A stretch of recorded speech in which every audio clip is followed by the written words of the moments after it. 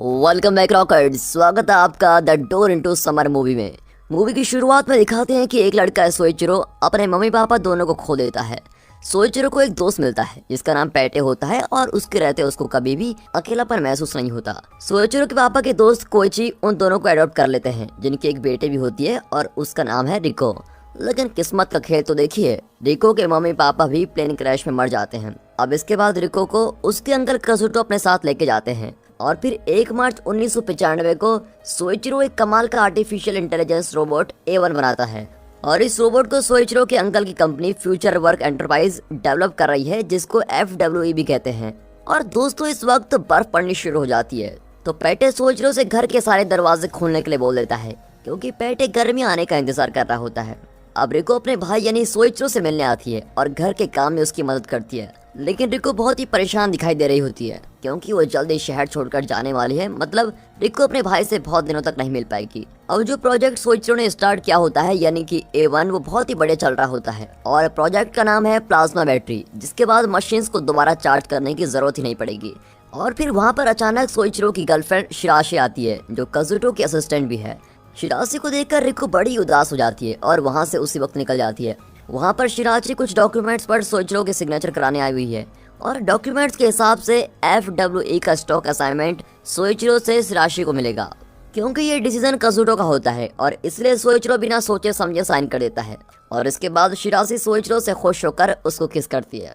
अब 1 हफ्ते बाद दिखाते हैं सोइचिरो कजुटो से मिलने उसके मेन ऑफिस में जाता है, जहां अचानक से कजुटो शेयर होल्डर मीटिंग शुरू कर देता है। वहां पर कजुटो A1 के सारे प्रोजेक्ट्स को मैनिक्स एंटरप्राइज को देना चाहता है और A1 पर आगे कोई भी डेवलपमेंट करने के लिए मना कर देता है। सोइचिरो इस बात से बहुत ही गुस्सा होता है और मना कर देता है। फिर शिराशी वोटिंग करने के लिए बोलती है, लेकिन शिराशी चालाकी से कजुटो के डिसीजन के लिए वोट कर देती है और तब सोइचिरो को समझ आता है कि कजुटो और शिराशी ने मिलकर उसको फंसा दिया है। इतना ही नहीं, सोइचिरो को कंपनी से भी निकाल दिया जाता है और कंपनी के किसी भी इक्विपमेंट को वो यूज भी नहीं कर सकता। अब ये सब सुनकर वो अपने घर की तरफ भागता है, जहाँ पर सब तहस नहस हो रखा होता है और सोइचिरो के सारे इक्विपमेंट्स भी कंपनी लेके जाती है। अब कुछ दिनों बाद रिको सोइचिरो से मिलने आती है। सोइचिरो, जो फिर से एक बार सब कुछ खो चुका है, बहुत ही परेशान रहता है। सोइचिरो की हालत देखकर रिको परेशान हो जाती है और सोइचिरो के साथ रहकर उसकी हेल्प करने का सोचती है, लेकिन सोइचिरो पहले ही हिम्मत हार चुका है और इसलिए वो रिको को वहां से जाने के लिए कह देता है। अब उसी वक्त सोइचिरो को एक रेडियस कोल्ड स्लीप ब्रोशर दिखाई देता है। रेडियस कोल्ड स्लीप कंपनी लोगों को 5 से 3 साल तक सुलाने का काम करती है और सोइचिरो पैटे के साथ क्रेडिस कंपनी जाता है और फिर दोनों मिलकर इस प्रोग्राम को लेते हैं। सोइचिरो अपने FWE के शेयर्स भी रिको के नाम कर देता है, लेकिन जब कोल्ड स्लीप में जाने के लिए सोइचिरो अपना चेकअप करवाता है तो पता लगता है कि सोइचिरो के ब्लड में अल्कोहल लिमिट बहुत ही ज्यादा बढ़ गई है, जिससे कि उससे इस प्रोग्राम में दिक्कत हो सकती है। इसलिए डॉक्टर उसको कहते हैं कि तुम अगले दिन दोबारा आना। और फिर उसी रात सोइचिरो अपने और रिको के हैप्पी मोमेंट्स को याद करता है और तब उसको समझ आता है कि वो हार नहीं मानेगा और शिराशी और कजुटो का सामना करने की वो ठान लेता है। अब रिको कजुटो के घर पहुंचती है और रिको को अंदर से कजुटो और शिराशी की आवाज सुनाई देती है। शिराशी A1 प्रोजेक्ट को दूसरे इंजीनियर्स के साथ पूरा करने के लिए कहती है। अब ये सब सुनकर रिको बड़ी हैरान हो जाती है और जल्दी से ऊपर जाकर सोइचिरो को फोन में मिलाती है, लेकिन वो वॉइस कॉल पर डायरेक्ट हो जाता है और इतने में वहाँ कजुटो आ जाता है। लेकिन रिको कहती है कि ये मेरे दोस्त का कॉल है और वहाँ से जल्दी भाग जाती है। अब कजुटो को रिको पर शक भी होता है और वो कॉल को चेक करता है तो उसको पता चलता है कि ये कॉल तो उसने सोइचिरो को की थी और फिर वो भी उसको रोकने के लिए वहाँ से भागता है। अब इतने में शिराशी के पास सोइचिरो का फोन आता है, जो उसकी लोकेशन पूछ रहा होता है। सोइचिरो वहां पहुंचकर शिराशी को सावधान करता है कि वो लॉयर की मदद से सब कुछ डिस्क्लोज कर देगा और कंपनी बर्बाद हो जाएगी। लेकिन शिराशी बहुत ही होशियारी से सोइचिरो की बॉडी में ड्रग इंजेक्ट कर देती है। अब इतने वहां पर पैटे आता है और सोइचिरो को बचाने की कोशिश करता है और तभी अचानक से एक खिड़की टूटने की आवाज आती है, जहां से पैटे भाग जाता है और वहां से एक ट्रक भी जा रहा होता है। और फिर शिराशी सोइचिरो से उस ट्रक के बारे में पूछ रही होती है। तभी उसका ध्यान कोल्ड स्लीप प्रोग्राम पर जाता है, जिससे उसको एक आइडिया आता है और कुछ टाइम बाद जब सोइचिरो को होश आता है तो वो खुद को एक क्रायो स्लीप पॉड में पाता है और उसी वक्त वो स्लीप पॉड एक्टिव हो जाता है और सोइचिरो काफी लंबे समय तक सो जाता है। अब दिखाते हैं कि सोइचिरो 30 साल बाद जागता है। वो बहुत ही कंफ्यूज है कि ये मुझे हो क्या गया है और 30 साल बाद भी सोइचिरो बिल्कुल वैसा ही है। अब सोइचिरो अपने बिल्ले पैटे को ढूंढता है और जो पैटे अब उसको मिलता है वो एक रोबोट है, जिसको सोइचिरो का ध्यान रखने के लिए रखा गया है। पैटे उसे कमरे में लेके जाता है और सोइचिरो सोचता है क्योंकि पैटे एक रोबोट है तो वो कमांड मानेगा, इसलिए सोइचिरो उससे पूछता है कि यहाँ का इंचार्ज कौन है क्योंकि उसे यहाँ से जल्दी से निकलना है। लेकिन पैटे वहाँ से सिर्फ इतना कहता है कि बहुत ही दुख की बात है और ये कहकर निकल जाता है। अब रात में सोइचिरो से मिलने एक आदमी आता है जो उसको बताता है कि सोइचिरो के नाम अब कुछ भी नहीं बचा है और उसे रिको के बारे में बताता है कि वो बार बार कॉल्स करके उसको जगाने के बारे में पूछती है और उसे रिको का एड्रेस देता है। अब अगले दिन सोइचिरो हॉस्पिटल से भाग जाता है, साथ ही में अपना कैसेट प्लेयर और वॉलेट लेके जाता है। फिर वो टैक्सी स्टैंड पर खड़ा होता है लेकिन वहाँ पर कोई टैक्सी नहीं आती। इतने में वहाँ पैटे आता है और उसको बताता है कि अब वो जमाना नहीं रहा जब हम टैक्सी पकड़ा करते हैं, अब तो टैक्सी हम फोन से बुलाते हैं, यानी कि एक ऐप है उससे टैक्सी बुलाई जाती है और टैक्सी में कोई ड्राइवर नहीं होता, टैक्सी फुली ऑटोमेटिक होती है। ये देखकर सोइचिरो बड़ा ही हैरान हो जाता है। सोइचिरो पैटे को बाहर निकलने के लिए बोलता है लेकिन पैटे मना कर देता है। फिर पैटे उसका वॉलेट भी फेंक देता है क्योंकि आज की दुनिया में सारी ट्रांजैक्शन फोन से होती है। फिर पैटे सोइचिरो को बताता है कि वो उसका इसलिए पीछा करता है क्योंकि उसी ने पैटे को डिजाइन किया है। और अब पैटे और सोइचिरो दिए हुए एड्रेस पर पहुंच जाते हैं और देखते हैं कि वो जगह बहुत ही गंदी हो रखी है। वहां जाकर उनको पता चलता है कि ये एड्रेस रिको ने नहीं बल्कि शिराजी ने दिया था। और फिर शिराजी अब बिल्कुल ही अजीब हो गई है और उसको बताती है कि कजुटो उसके क्रायो स्लीप में जाने के बाद 1 साल बाद ही मर गया था और शिराजी को जेल में जाना पड़ा क्योंकि कोई अनजान इंसान उसको एक्सपोज कर रहा था। और फिर शिराजी ये भी बताती है कि जिस दिन सोइचिरो को ड्रग दिया गया था उसी दिन सोइचिरो के घर पर आग भी लग गई थी और रिको का अभी तक कुछ भी पता नहीं चल पाया। अब सोइचिरो को लगता है कि रिको अब नहीं रही, इसलिए वो उसकी कब्र पर जाकर रोने लगता है। अब उसके बाद सोइचिरो को याद आता है कि कैसे उसका बिल्ला पैटे हमेशा दरवाजे पर बैठकर गर्मियों का इंतजार करता रहता था।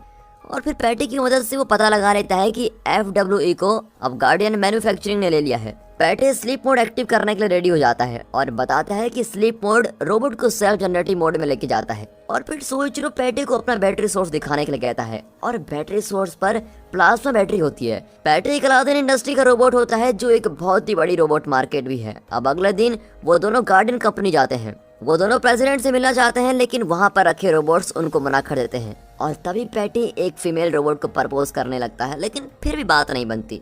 उसके बाद फीमेल रोबोट सोइचिरो की आंखें स्कैन करती है और अचानक से प्रेसिडेंट से मिलने के लिए हाँ कर देती है। वहाँ पर प्रेसिडेंट गोटा नाम का आदमी होता है जो सोइचिरो को देखकर बहुत ही खुश होता है और सोइचिरो द बुक जिस पर सोइचिरो का साइन होता है वो उसको दिखाता है। फिर गोटा प्लाज्मा बैटरी का क्रेडिट भी सोइचिरो को ही देता है। लेकिन ये सब सुनकर सोइचिरो बड़ा ही हैरान हो जाता है और उसको कुछ भी समझ नहीं आता कि इसका क्रेडिट मुझे कैसे। और प्रेसिडेंट गोटा उसको बताता है कि बहुत समय पहले सोइचिरो प्रोफेसर टोई से मिलने आया था और तभी गोटा ने बुक पर साइन भी करवाए थे। इसके बाद ये सब एक न्यूज रिकॉर्डिंग देखते हैं जिसमें प्रोफेसर टोय अपने टाइम ट्रांसफर मशीन की रिसर्च के लिए फंड के लिए पैसे चुराते हुए दिखाई देते हैं। और इस सब के बाद भी सोइचिरो कुछ समझ नहीं पाता। उसको लगता है कि शायद कोई उसकी आइडेंटिटी यूज करके प्लाज्मा बैटरी कंप्लीट कर रहा है। अब पैटी और सोइचिरो गोटा के पास दोबारा जाते हैं जहां उन्हें पता चलता है कि स्टॉक्स साटो टारो जो कि अलादीन का फाउंडर है उसके नाम है। और पैटे भी बताता है कि सबसे पहला रोबोट सोइचिरो ने ही बनाया था और दूसरा मॉडल इन्वेंटर और कोई नहीं साटो टारो है।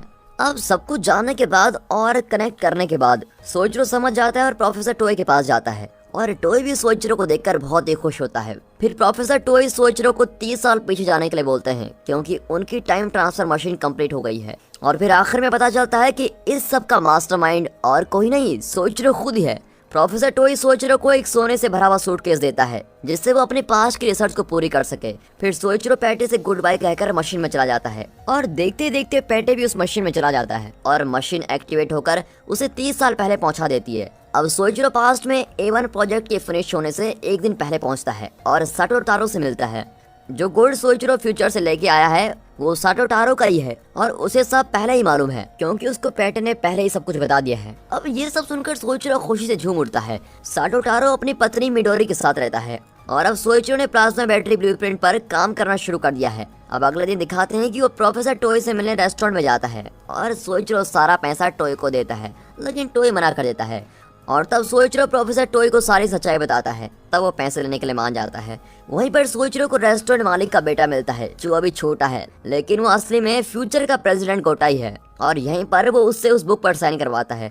अब सोइचिरो एक बार फिर टारो से मदद मांगता है कि शिराजी को टैक्स एवेशन में एक्सपोज करके मैनिक्स एंटरप्राइज का हिस्सा खत्म कर दें और फिर सारे स्टॉक्स टारो के हो जाएंगे और टारो नई कंपनी का नया प्रेसिडेंट बन जाएगा जिसका नाम बाद में टारो अलादीन रखता है। और अब सोइचिरो रिको को अपने साथ रखने के लिए भी टारो से परमिशन मांग लेता है। अब कुछ समय बाद दिखाते हैं कि वो दिन आ जाता है जब काजुटो सोइचिरो को धोखा देने वाला है और अब पैटे उस ट्रक को रोकता है जिसमें कंपनी वाले सोइचिरो के सारे इक्विपमेंट्स को ले जा रहे थे और ट्रक पैटे को टक्कर मार देता है, लेकिन पैटे का कुछ नहीं बिगड़ता और फिर डर के मारे ड्राइवर वहां से भाग जाता है और उसी दौरान सोइचिरो अपने ब्लूप्रिंट्स पर काम कर लेता है और काजुटो के घर के लिए निकल जाता है और वहां की खिड़की तोड़कर सोइचिरो अपने बिल्ले पैटे को लेके आता है और रिको से मिलने के लिए निकल जाता है, जहां रिको काजुटो की बातें सुनकर सोइचिरो से मिलने आती है और उसी वक्त रोबोट पैटे वहां आकर सोइचिरो के घर को जला देता है। अब इसके बाद वो सब टारो के घर जाते हैं और सोइचिरो रिको को उसकी फैमिली से मिलवाता है और अपनी प्यारी बहन और पैटे को अलविदा कहकर फ्यूचर सोइचिरो और उसका बिल्ला पैटे अगले दिन कोल्ड स्लीप प्रोग्राम में जाते हैं। अब उसके बाद दिखाते हैं कि रिको बहुत अच्छी पढ़ाई कर लेती है और एक अच्छी इन्वेंटर बन जाती है और फिर 10 साल बाद रिको भी कोल्ड स्लीप में चल जाती है और फिर 30 साल बाद दिखाते हैं तो सोइचिरो जाग जाता है और फिर से अपने बिल्ले पैटे और रोबोट पैटे से मिलता है और सोइचिरो को रिको के क्रायो स्लीप के बारे में भी पता चल जाता है कि वो भी स्लीप में चली गई है और आज ही वो उठने वाली है और फिर वो उससे मिलने के लिए फटाफट भागता है और इस तरह दोनों एक बार फिर से मिल जाते हैं